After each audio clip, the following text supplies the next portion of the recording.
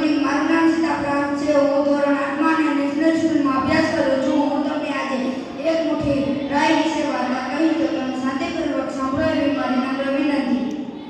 એક ગામમાં એક વિધવા સ્ત્રી રહેતી હતી. તેને એક પુત્ર હતો. તે પોતાના એકના એક પુત્રને ઘણા લાડકોડથી ઉછેરતી. એક દિવસ તેનો પુત્ર બીમાર પડ્યો અને તે માતા તેના પુત્રની ઘણી સારવાર કરતી અને સારા ડોક્ટર પાસે પણ દવા અપાવી, છતાં પણ તે પુત્ર બચી શક્યો નહીં.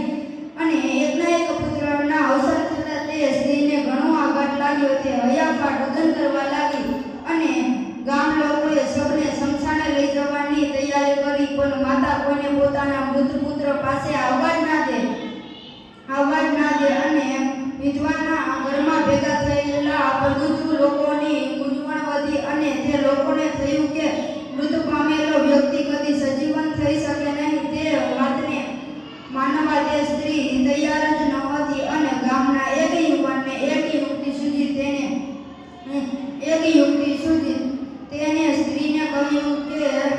તેને સ્ત્રીને કહ્યું બુદ્ધ ભગવાન પાસે જવાની સલાહ આપી.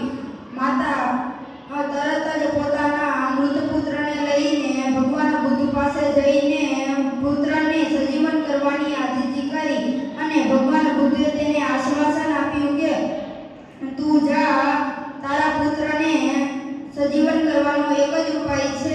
જ્યાં તું જા નગરમાં કોઈ પણ એક એવું ઘર હોય કે જ્યાં કોઈ વૃદ્ધ પામ્યું ન હોય, ત્યાંથી એક મુઠ્ઠી રાઈ લઈ આવ. અને માતા તો પોતાના મૃત પુત્રને સજીવન કરવા માટે તરત જ દોડતી નગરમાં ગઈ અને ઘરે ઘરે ફરવા લાગી. અને એક મુઠ્ઠી રાઈ તેને આખા નગરમાં ક્યાં પણ ન મળી. તેથી તેને જ્ઞાન થયું કે જે જન્મા છે તેનું મૃત્યુ પાકું છે અને જન્મ અને મૃત્યુનું ચક્ર ચાલ્ય જ રાખે છે. તેથી આપણે બોધ મળે છે કે જેનો જન્મ થયો છે તેનું મૃત્યુ પણ એકવાર અનિવાર્ય છે.